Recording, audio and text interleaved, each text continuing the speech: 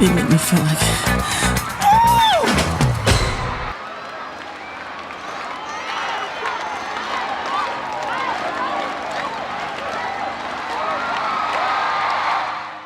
I need you to imagine something. It's 1992 in Seoul, South Korea. A young college student named Park Jin-young hears Michael Jackson's Off the Wall album for the first time. It changes his life. He decides right there that he's going into the music business. Fast forward a few decades, and that man now runs JYP Entertainment, one of the 3 biggest K-pop empires on the planet.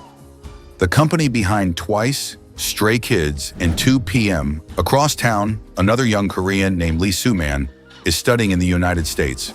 He witnesses Michael Jackson's meteoric rise firsthand, and it sparks a business idea that will become SM Entertainment, the company behind EXO, SHINee, NCT, AESB, and Red Velvet. 2 of the 3 companies that literally built K-pop, built because of Michael Jackson. Now here's the thing. K-pop didn't just take inspiration from Michael. They studied him like a textbook. They reverse-engineered his choreography, his vocal techniques, his stage presence, his fashion, his music video storytelling, and they built an entire global industry on top of it. And I can prove it. But before I walk you through every major example, I want to ask you something. Which K-pop idol do you think channels Michael Jackson the most? Drop a name in the comments right now. I have my answer, and I'll reveal it at the end. Let's see if we agree. To understand how deep this goes, you need to start at the very beginning of modern K-pop itself. The year is 1992. A group called Seo Taiji Boys performs I Know on a Korean talent show. They finish dead last. But the public disagrees with the judges, and the song becomes a massive hit. That performance is widely considered the birth of K-pop as we know it today. Here's what most people don't realize. Michael Jackson had released his Dangerous album only 6 months earlier. That album brought New Jack Swing into the mainstream worldwide. And if you listen to Seo Taiji Boys' early music, the New Jack Swing influence is unmistakable.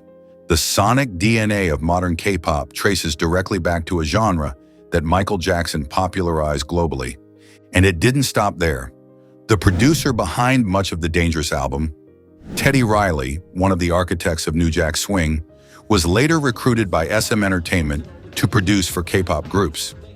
He ended up working with SHINee, and one of the songs he recorded with them was literally called Dangerous. You can't make this up. So when a Korean magazine ran the headline, "Hallyu is just imitating Michael Jackson," they weren't entirely wrong. They were just oversimplifying a much more interesting story. Before BTS, before EXO, before any of the groups that dominate today, there were 2 solo artists who carried Michael's torch into K-pop's second generation. Rain, real name Young Ji-hoon, became one of the first Korean artists to break out internationally. His performances were dripping with MJ influence. The sharp isolations, the rhythmic footwork, the way he used the full stage like it was a dance floor. Except Rain added something Michael didn't really lean into: raw physicality and sex appeal. He took the MJ blueprint and made it sweat. Then there's BOA, often called the Queen of K-pop. She debuted at 13 years old and became a Pan-Asian superstar. Her track, The Shadow, is one of the most cited examples of MJ-influenced K-pop. Intricate footwork, beat-oriented movement, and a thematic similarity to Man in the Mirror. She's spoken openly about studying Michael's performances, and her choreographic style influenced an entire generation of female K-pop idols who came after her. These 2 proved something crucial. Michael Jackson's style could translate across language, culture, and geography. That revelation is what gave the K-pop industry the confidence to go global. If any single K-pop group deserves the title of Michael Jackson's direct descendants, it's SHINee. Billboard literally called them Korea's 5 mini Michael Jacksons, with their harmonies recalling the Jackson 5. That's not fan speculation. That's Billboard magazine putting it in print. Their music was built on the same foundation as MJ's catalog. Tight vocal harmonies layered over funk, pop, and R&B production. Tracks like Married to the Music are essentially a modern update on the Jack Swing energy of Thriller. Punch Love Drunk and Aside were described by critics as sonically recalling Michael Jackson and Lionel Richie.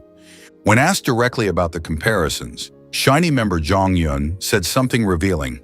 He said the group didn't want to copy what Michael did. They wanted to pursue similar values and a similar musical path. That's an important distinction. It's not imitation, it's inheritance. And then there's the member who took that inheritance further than anyone. If you asked me to name the single K-pop idol who owes the most to Michael Jackson, the answer is SHINee's Taemin, and he'd be the first to tell you that. Here's the origin story. As a kid, Taemin stumbled across the Smooth Criminal music video by actor Teen with the EP Ace. The lead single was called Danger. The title itself echoes MJ's Dangerous album. The choreographer, Ian Eastwood, openly said the song is like Michael Jackson, and that it pays homage to Jackson's unique dance moves. Eastwood also noted that Taemin seems to genuinely understand what Michael's performance meant. Not just the moves, but the feeling behind them. He said the energy and passion were perfect, even when the notes weren't technically flawless. That's not someone copying a style, that's someone who has internalized a philosophy.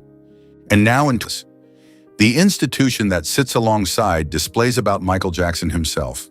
The circle is complete. Then there's BTS, the group that took K-pop fully global and did it while wearing Michael Jackson's fingerprints all over their work. Let's start with Dynamite, their first English-language single that went #1 on the Billboard Hot 100 in 2020. The music video is essentially a love letter to MJ and the Jackson 5. Jin moonwalks.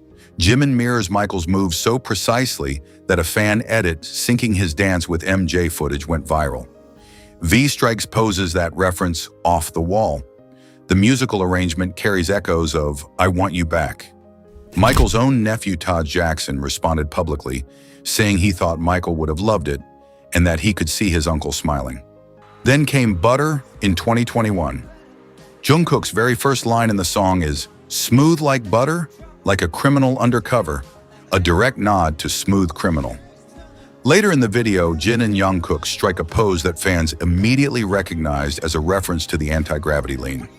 Michael's son Prince Jackson was asked about BTS during an interview, and he called them a once-in-a-lifetime act, the same kind of language people use about his father.